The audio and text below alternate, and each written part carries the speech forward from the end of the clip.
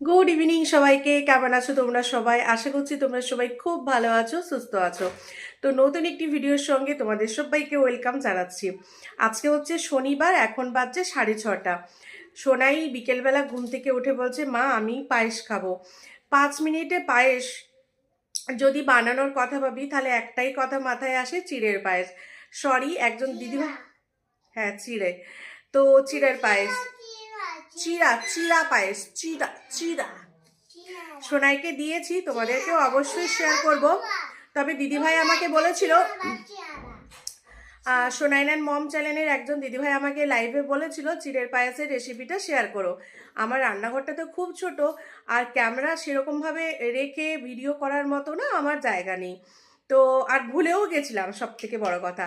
যখন অর্ধেকটা করে ফেলেছি তখন মনে পড়েছে, তাই ভাবলাম চলো আমি হচ্ছে মুখেই বলে দেব। এটা একদম সিম্পল একটা রেসিপি। এটা আমি শিখেছিলাম আমার মায়ের কাছ থেকে। দুধটাকে প্রথমে গরম করে ফুটিয়ে রেখে দাও। 1 কেজি দুধ যদি 1/2 কেজি মতো ফুটিয়ে রাখো, মানে মেরে, তাহলে কিন্তু টেস্ট খুব ভালো হবে। আর যেহেতু আমি গরুর দুধে বানিয়েছি, সেই জন্য আমি কিছুটা কিন্তু শুকনো দুধ, গুঁড়ো দুধও ইউজ করেছি। তো দুধটা ফুটিয়ে রেখে দেবে। তারপর চিড়াটাকে একবার জলের মধ্যে ধুয়ে জলটাকে ফেলে দেবে, মানে ছেঁকে নেবে। তাহলে চূড়োটা দেখবে কেমন হালকা হালকা, মানে ওই ভেজা ড্রাই এই টাইপের হয়ে যাবে। তারপর কড়ার মধ্যে ঘি, আর যদি তোমরা ঘি না খেতে চাও হালকা সর্ষের তেলও দিতে পারি, সরি রিফাইন তেলও ইউজ করতে পারো। আমি ঘি দিয়ে করেছি। ঘি দিয়েছি, তার উপরে একটা এলাচের টুকরো দিয়েছি, মানে ছিঁড়ে এলাচটাকে। তারপরে চিড়েটা তুলে হালকা এপাশ ওপাশ খালি ঘিটা মিলিয়ে নিয়েছি। তারপর আমি, হ্যাঁ যাব, তারপরে আমি ওর মধ্যে দুধ দিয়ে ফুটিয়েছি। 5 মিনিট ফোটার পরেই কিন্তু আমি চিনি দিয়েছি। আর খেজুর গুড় যেহেতু আমার ঘরে ছিল, মানে পাটালি গুড়, ওটা আমি পরে দিয়েছি, এবার আর ভুল করিনি, জানো তো। তো হালকা চিনি দিয়েছি। চিনি দিয়ে যখন জিনিসটা একদম সুন্দরভাবে হয়ে এসছে, তার আগে আমি কাজু কিশমিশ, আর তোমরা যা ড্রাই ফ্রুট দিতে পারো, আমার কাছে কাজু কিশমিশটাই ছিল, সেটাই আমি দিয়েছি। আচ্ছা, বাদামও দিয়েছি, আমন্ড বাদামও ছিল, ওটাও দিয়েছি 1-2 টুকরো করে। তারপর যখন পায়েসটা পুরোটা কমপ্লিট হয়ে যাবে, মানে 5 মিনিটের প্রসেস এটা, ঠিক আছে। বন্ধ করে দেবে, দেখবে পুরো চিড়াটা পুরো ঘাটা ঘাটা হয়ে গেছে। ওটা বন্ধ করার পর গুড়টা দেবে, মানে ওই পাটালি গুড়টা।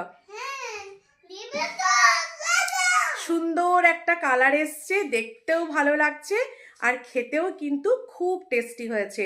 তোমরা দেখে নেবে তোমরা কীরকম মিষ্টি খেতে পছন্দ করো। আমার বাড়িতে যেহেতু সবাই খুব মিষ্টি খেতে পছন্দ করে, তা আমি একটু মিষ্টির পরিমাণটা বেশি দিয়েছি।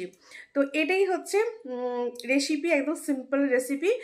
যদি 5 মিনিটের মধ্যে কোনো মিষ্টি জিনিস খেতে ইচ্ছে করে, মানে পায়েস জাতীয়, আমার মতো যারা মিষ্টি খেতে পছন্দ করো, তো তাদের জন্য এই প্যানকেক, তারপরে হচ্ছে চিড়ার পায়েস, এই সমস্ত রেসিপিগুলো কিন্তু খুব ভালো।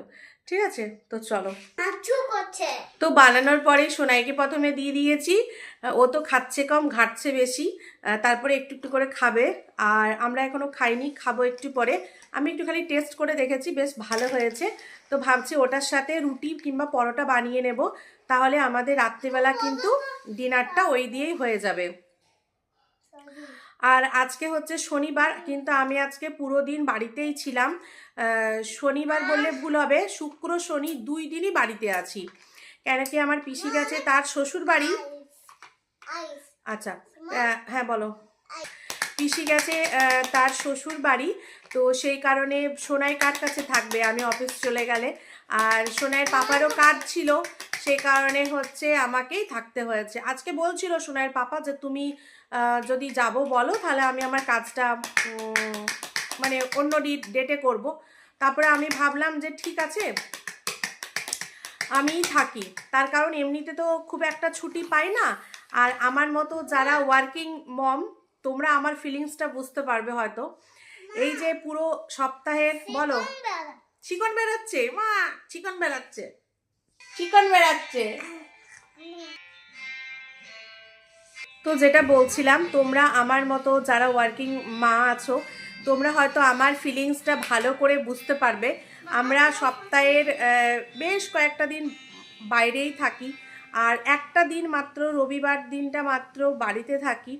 তো যদি কোনো দিন এক্সট্রা আরও ছুটি পেয়ে যাই তো সেটা আমাদের কাছে একটা উপরি পাওনা। মানে আমার তো বেশ ভালো লাগে সকালবেলা উঠে ছেলেকে রেডি করে স্কুলে তো নিতে যাই সব দিনই। স্কুলে নিতে যাওয়ার ব্যাপারটা, দুজনে মিলে খেলা করব, থাকবো, মানে আমার না খুব ভালো লাগে, খুব ভালো লাগে ছেলের সাথে মানে সময় কাটাতে। আর সোনায়ও খুব খুশি হয় যেদিন দেখে ছুটির সময় ওকে মা নিতে গেছে, ও খুশিতে আত্মহারা হয়ে যায়। আমি স্কুলের সামনে ওই চেয়ারে বসেছিলাম। হ্যাঁ বসেছিলে? ও কি করতে নেই। আর সব থেকে ভালো লাগে হচ্ছে দুপুরবেলার সময়টা। আমি আরো আনবো, তুমি এটাই খেয়ে আগে ফিনিশ করো, তারপর নিয়ে আসবো। সব থেকে ভালো লাগে দুপুরবেলার সময়টা, মা ছেলেদের দুজনে মিলে একসাথে খেয়ে তারপরে রোদের মধ্যে অনেকক্ষণ বসেছিলাম, লেবু খেলাম, তারপরে অনেক গল্প, ওর সাথে অনেক খেললাম। তারপর গিয়ে 3টের সময় একটু ঘুমিয়েছিলাম। আমি ঘুমাইনি, তাড়াতাড়ি উঠে গেছিলাম। আমি মানে 8 ঘন্টা 45 মিনিট মতো শুয়ে তারপর আমি কিছু কাজ ছিল, বাসন টাসন ছিল, সেগুলো ধুলাম। আর এই শীতকালে রৌদ্রের মধ্যে বসে মানে খেলা করো বা কিছু খাও, বা এই দুপুরবেলার ভাতটা খাওয়ার সময় রোদের মধ্যে বসে খাও, চাই সকালের খাবার খাও, মানে রোদটা যেন অমৃত। এই শীতকালে রোদটা একদম অমৃতের মতো লাগে, ঠিক আছে? এমনিতে তো রোদ পাই না, যখন যাই রাস্তাতে যেটুকু রোদ লাগে ওইটুকুই, আর বাড়ি যখন ফিরি তখন তো অন্ধকার, রাত হয়ে যায়। তো যে কটা দিন শীতকালে বাড়িতে ছিলাম সে কটা দিন প্রতিদিনই আমি খাওয়া দাওয়া করা মানে রোদেই করতাম, বেশ ভালো লাগতো। আজকে কি রান্না করেছিলাম বলি তোমাদেরকে। আজকে দারুণ রান্না করেছিলাম।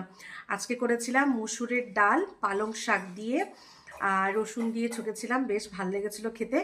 আরেকটা করেছিলাম হচ্ছে আলু দিয়ে পালং শাক দিয়ে পোস্ত, আলু ভাতে আর ভাত। বিশ্বাস করো, এক তো হচ্ছে নতুন আলু, আর তারপর সোনাইয়ের বাবা যে ওই পালং শাক লাগিয়েছে আমাদের বাড়ির ওই কলা বাগানের সামনেটায়, মানে ওটা তো কোনো সার নেই, মানে কি বলবো, মানে একদম নির্ভেজাল সবজি, ঠিক আছে?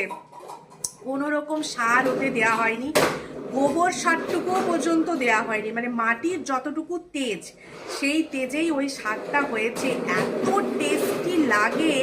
আমি তাই আমার বরমশাইকে বলি, জানো তো, তুমি বাজার থেকে যে শাকটা কিনে আনো পালং শাকটা, ওটা কিন্তু অত টেস্ট লাগে না, অত ভালো লাগে না খেতে, কিন্তু আমার বাড়ির শাকটা বেশি টেস্ট লাগে, জানো তো। কচি কচি বেশ হয়েছে পালং শাক, ওই দিয়ে ডাল করেছি, পোস্ত করেছি, দুর্দান্ত খেয়েছি। আমার ছেলেও বলেছে আজকে, মা আজকে না দারুণ হয়েছে রান্নাগুলো। সব দিন যে মাছ মাংস ডিম খেলেই ভালো লাগবে সেমনটাও কিন্তু না, মাঝে মাঝে এই শীতকালের দিনে বিশেষ করে এই রকম শাকসবজি খেতে না বেশ ভালোই লাগে। আর এটা বছরের প্রথম আমরা নতুন আলু খেলাম, মানে এই শীতের নতুন আলু, তো দারুণ হয়েছিল রান্নাগুলো। পোস্ত এখনও রয়েছে, রাত্রিবেলাও খাওয়া হবে, মানে রুটি পরোটা যাই করি সেটা দিয়ে খাওয়া হবে, বেশ ভালো হয়েছে, জানো তো। তো চলো পায়েসটা এখন বরমশাইকে দিয়ে আমিও খাই, পরে আসছি, টাটা।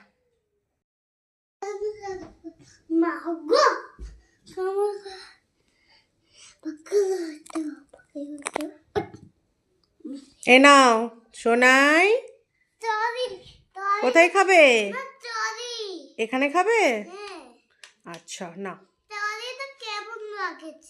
ট্রলিটা ভালো লাগছে না, ভালো লাগে না, এটা ওটা করে লাগাতে হবে। আচ্ছা ঠিক আছে, নাও বাবা, এখানে রাখি, দাও এটা সরিয়ে দিই ব্ল্যাঙ্কেটটা। এ নাও, খেয়ে দেখো তো কেমন হয়েছে। এই দেখো, গাড়ি ফাঁসে গিয়া। তো এটা আমি খাবো, নিয়ে এসছি, তো চলো খেয়ে নিই। আজকের মতো ভিডিওটা এখানেই শেষ করলাম। সবাই ভালো থেকো, সুস্থ থেকো, দেখা হচ্ছে নতুন একটি ভিডিওতে, টাটা।